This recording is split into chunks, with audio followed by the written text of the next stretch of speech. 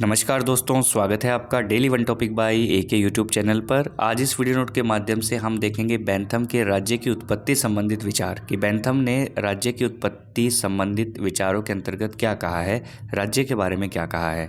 इससे पहले वाले वीडियो नोट में हमने देखा था उपयोगितावाद का सिद्धांत। उपयोगितावाद में जो मानव समाज जो था उसके लिए बेंथम ने दो महत्वपूर्ण स्तंभ बताए थे, दो स्वामी बताए थे। वो स्वामी थे सुख और दुख। मनुष्य हमेशा अपने सुख की वृद्धि के लिए प्रयत्नशील रहता है। ऐसा किसने कहा? बेंथम ने कहा। मनुष्य ऐसा कोई भी कार्य नहीं करना चाहता जिसमें उसको हानि हो, जिसमें उसको दुख हो। मनुष्य हमेशा ही सुख प्राप्ति की ओर बढ़ता रहता है। ठीक है, तो राज्य की उत्पत्ति संबंधित बेंथम के क्या विचार हैं, इस वीडियो नोट में हम देखने वाले हैं। यदि आप चैनल पर नए हैं तो सब्सक्राइब करके बेल आइकन प्रेस जरूर कर लेना, और कंप्लीट प्लेलिस्ट का लिंक डिस्क्रिप्शन में है, आप क्लिक करके देख सकते हैं। साथ ही आप चैनल का जो टेलीग्राम चैनल है उसको भी ज्वाइन करें ताकि आपको वीडियोस का नोटिफिकेशन और अन्य इन्फॉर्मेशन भी समय समय पर दी जा सके। चलिए शुरू करते हैं आज का ये वीडियो नोट। राज्य की उत्पत्ति को बेंथम अपने विचारों में क्या मानते हैं और राज्य की दृष्टिकोण में बेंथम का क्या दृष्टिकोण है। ठीक है, देखिए, राज्य की उत्पत्ति के संबंध में यदि हम देखते हैं तो बेंथम से पहले जो उत्पत्ति का जो सिद्धांत चल रहा था, प्रचलित जो सिद्धांत था, वो था सामाजिक संविदा का सिद्धांत। हमने सामाजिक संविदा का सिद्धांत होब्स का पढ़ा, लोक का पढ़ा, रूसो का पढ़ा। होब्स का पढ़ा, लोक का पढ़ा, रूसो का पढ़ा। उसमें हमने प्राकृतिक अवस्था का वर्णन किया, मानव स्वभाव का वर्णन किया, किस प्रकार से कॉन्ट्रैक्ट हुआ, कैसे राज्य निर्माण हुआ, राज्य का क्या कार्य था, क्यों अस्तित्व में आया राज्य। इन सभी बातों की हमने पहले वाले वीडियो नोट्स में चर्चा की है, तो आप उन्हें जरूर देखें या फिर अपनी बुक से उनको पढ़ें। ठीक है, तो सामाजिक संविदा सिद्धांत था, लेकिन बेंथम ने सामाजिक संविदा सिद्धांत को सिरे से नकार दिया कि बोले हाँ, ऐसा तो कोई सिद्धांत नहीं था, बिल्कुल नहीं। नकार भी दिया, साथ में इन्होंने उसका विरोध भी किया। सामाजिक संविदा सिद्धांत का बेंथम विरोध भी करते हैं और इस सिद्धांत को नकार भी देते हैं। कौन नकार देते हैं? बेंथम नकार देते हैं। बेंथम ऐसा क्यों कहते हैं कि सामाजिक संविदा सिद्धांत को ये क्यों नकारते हैं, क्यों इसका विरोध करते हैं? तो देखिए दोस्तों, बेंथम कहते हैं कि ऐसा जैसा पहले प्रचलित है, सोशल कॉन्ट्रैक्ट जो चल रहा है, सामाजिक समझौता, संविदा सिद्धांत, जो भी कह लीजिए, जो आपको दिखाई दे रहा है ना, ऐसा कोई कॉन्ट्रैक्ट हुआ ही नहीं, मतलब ऐसा कोई समझौता नहीं हुआ। तो वर्तमान पीढ़ी में क्या है कि ऐसा कोई समझौता जब हुआ ही नहीं तो वर्तमान पीढ़ी को मानने के लिए बाध्य नहीं किया जा सकता। ऐसा कोई समझौता हुआ ही नहीं है, सामाजिक समझौता हुआ ही नहीं है। अगर हुआ होता तो बात अलग है, लेकिन जब समझौता ऐसा हुआ ही नहीं है तो वर्तमान में जो पीढ़ी है इसको आप मानने के लिए बाध्य कैसे कर सकते हैं? आप इसको बाध्य नहीं कर सकते, बाध्य नहीं किया जा सकता। इसलिए इन्होंने सामाजिक संविदा सिद्धांत का क्या किया? विरोध किया। समझ रहे हैं क्या? बेंथम का क्या मत था इसके पीछे? बेंथम का मत ये था कि सामाजिक समझौता जैसा कॉन्ट्रैक्ट या सिद्धांत जो आप कह रहे हैं कि ऐसा हुआ था, राज्य इसलिए निर्मित हुआ, ऐसा कोई समझौता हुआ ही नहीं। जब ऐसा कोई कॉन्ट्रैक्ट हुआ ही नहीं तो फिर मेरे समय की जो ये पीढ़ी है या मैं हूँ, मुझे आप क्यों कह रहे हैं कि मैं इस कॉन्ट्रैक्ट को मानूँ? भाई हुआ होता तो मानते, लेकिन ये तो सिरे से नकार दिया इन्होंने कि ऐसा कोई कॉन्ट्रैक्ट नहीं हुआ, और इसका विरोध भी कर रहे हैं कि आप किसी को ये कॉन्ट्रैक्ट मानने के लिए बाध्य नहीं कर सकते। पहली बात, ठीक है। संविदा सिद्धांत से इन्होंने कहा कि टाटा बाय बाय, भाई ये मेरे बस की बात नहीं है, मैं इसको नहीं झेल सकता। तो बेंथम इससे अलग हो जाते हैं, अपने को अलग कर लेते हैं, इसकी बुराई करते हैं, इसका विरोध करते हैं, इसको नकार देते हैं। क्लियर हुई यहाँ तक? बेंथम कहते हैं कि मैंने प्राथमिक संविदा छोड़ दी है, जो आपने संविदा जो चल रहा है, कॉन्ट्रैक्ट चल रहा है, मैंने इसको छोड़ दिया, और इस झूठ का प्रलाप करने की आवश्यकता वाले व्यक्तियों को मनोरंजन का साधन समझ के उसके लिए मैंने छोड़ दिया है। कि जो भी देखिए, यहाँ पे दो मत सामने आते हैं। क्या मत सामने आते हैं? एक तो बेंथम कह रहा है कि ऐसा कोई कॉन्ट्रैक्ट हुआ नहीं, लेकिन दूसरी तरफ ऐसे लोग भी हैं कि जो कह रहे हैं कि भाई सामाजिक समझौता हुआ है। ठीक है, तो बेंथम ने तो इससे पल्ला झाड़ लिया कि ये जो कॉन्ट्रैक्ट थ्योरी है ना, इससे मेरा कोई संबंध नहीं है, मैं इस झूठ को केवल उन लोगों के लिए छोड़ रहा हूँ जिनका थोड़ा मनोरंजन हो सके। ये कटाक्ष था। ये क्या था? कटाक्ष था। तो आप इस चीज़ से समझ सकते हैं कि यदि कोई व्यक्ति समझौता सिद्धांत को मान रहा है तो उसके लिए बेंथम कह रहे हैं कि तुम इससे मनोरंजन करो अपना। ठीक है, तुम अपना मनोरंजन करो, मानो इस सिद्धांत को, लेकिन मेरी नज़र में ऐसा कोई कॉन्ट्रैक्ट नहीं हुआ। कौन कहते हैं? बेंथम कहते हैं। और कहते हैं कि मैंने इस मिथ्या यानी झूठ का प्रलाप करने वाले आवश्यकता वाले व्यक्तियों के मनोरंजन के लिए छोड़ दिया कि जाओ तुम इसे मानो, कुछ भी करो, मैं नहीं मानने वाला। ओके, ये तो सामाजिक समझौता जो था। अब देखिए, अब बात क्या हुई कि सामाजिक समझौता, भाई तुम सिद्धांत तो नकार रहे हो। बेंथम को पूछा जाए कि तुम सामाजिक समझौता सिद्धांत को नकार तो रहे हो, लेकिन इसका कुछ आधार तो बताओ कि भाई ये कैसे हुआ, ये सिस्टम कैसे बैठा। तो बेंथम कह रहे हैं कि जो राज्य की जो उत्पत्ति है ना, उसका कारण ये हो सकता है कि लोगों ने आज्ञा पालन की आदत बना ली।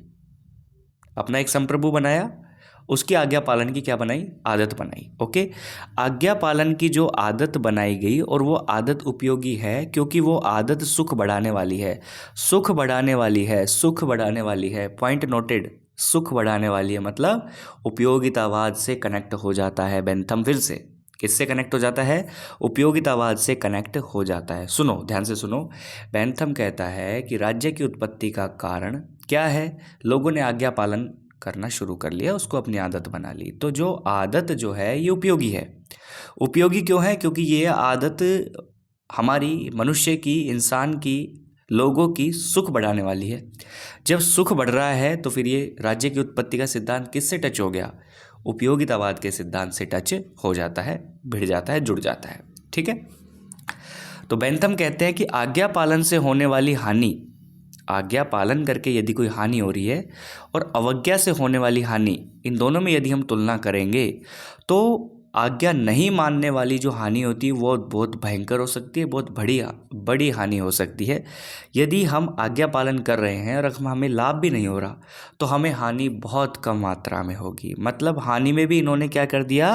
कंपैरिजन कर दिया कि बात मानने वाला अक्सर कम नुकसान में रहेगा, बजाय किसके?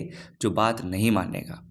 समझे आप बात को, कि बेंथम ने माना कि आज्ञा पालन से होने वाली हानि जो है वो अवज्ञा से होने वाली हानि से सदैव कम रहेगी, इसलिए हमें आज्ञा पालन करना चाहिए चाहे हमें हानि हो रही हो। लेकिन ये बात दिमाग में रखनी चाहिए कि हम अगर अवज्ञा करेंगे, आज्ञा का पालन नहीं करेंगे तो बहुत बड़ी हानि, बहुत बड़ा नुकसान होगा। ये कौन कह रहे हैं? बेंथम कह रहे हैं। बेंथम का उपयोगितावादी सिद्धांत जो हमने इससे पहले वाले वीडियो नोट में चर्चा की थी, जिसके बारे में, जिसको हमने देखा था अच्छे से, दो स्वामियों के बारे में बात की थी, दुख और सुख के बारे में बात की थी, उसके बारे में बेंथम कह रहे हैं कि राज्य की उत्पत्ति संबंधित जो विचार है उसका आधार उपयोगिता का सिद्धांत ही है। क्लियर हुई बात? मतलब बेंथम का उपयोगितावादी सिद्धांत बहुत महत्वपूर्ण है। यहाँ पे राज्य की उत्पत्ति संबंधित विचारों का यदि हम बेस ढूंढेंगे, आधार ढूंढेंगे, स्तंभ देखेंगे, तो वो स्तंभ उपयोगितावाद सिद्धांत के अंदर ही निकल के आएगा। क्यों? क्योंकि यहाँ पर लोग ऐसे आज्ञा पालन कर रहे हैं, आदत बना रहे हैं जिससे उनका सुख बढ़े। अरे जब सुख की वृद्धि की जा रही है तो फिर बेंथम का कौन सा सिद्धांत सामने आता है? उपयोगितावाद का सिद्धांत। ठीक है ना? ठीक है, एनर्जी में कोई कमी तो नहीं है ना? समझ रहे हो बात को?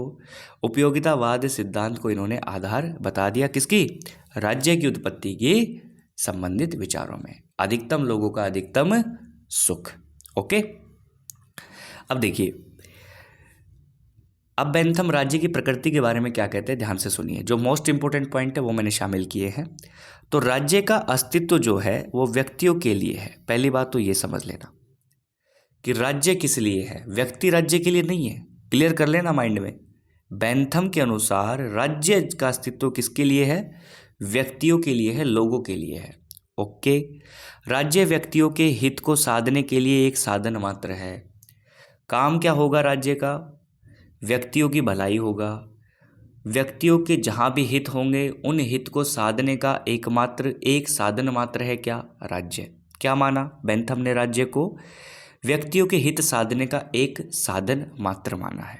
ओके, राज्य का स्वयं का कोई भी हित नहीं होता। राज्य का कोई हित नहीं है, ठीक है, जो व्यक्तियों के हित के ऊपर हो। मतलब राज्य को काम में लिया जाएगा व्यक्तियों के हित को साधने के लिए। सिंपल सी भाषा में सुन लो, राज्य का स्वयं का कोई भी हित नहीं है। राज्य का स्वयं का ऐसा कोई भी हित नहीं है जो व्यक्तियों के हित से क्या हो? ऊपर हो। ओके, क्योंकि राज्य का अस्तित्व किसके लिए बना हुआ है? व्यक्तियों के लिए बना हुआ है। एक लाइक तो बनता है आपकी तरफ से, लाइक और एक प्यारा सा कमेंट, यदि आप वीडियो नोट में अब तक बने हुए हैं तो।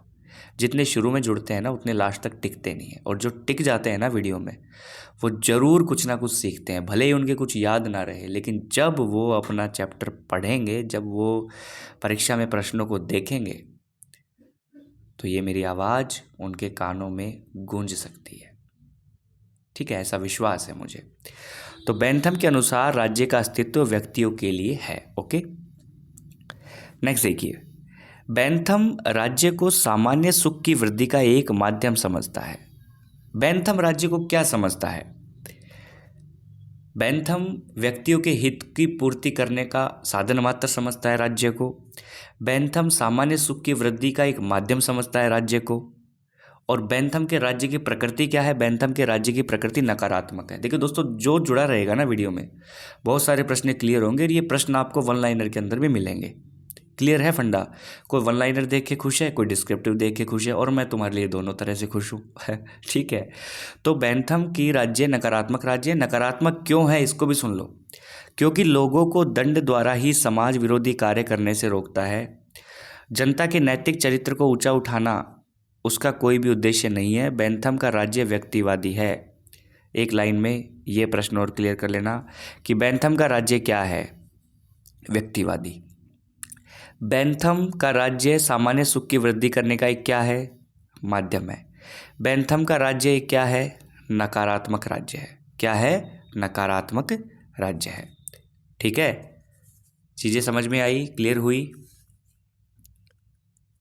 क्लियर हो गई हो तो भैया लाइक कर दीजिए। शेयर तो आप पता नहीं करते हैं कि नहीं करते हैं, क्योंकि नए व्यूवर आ नहीं रहे हैं, और हो सकता है कि आप शेयर कर भी रहे हों, लेकिन शेयर करेंगे तो होगा, करने से होगा, है ना?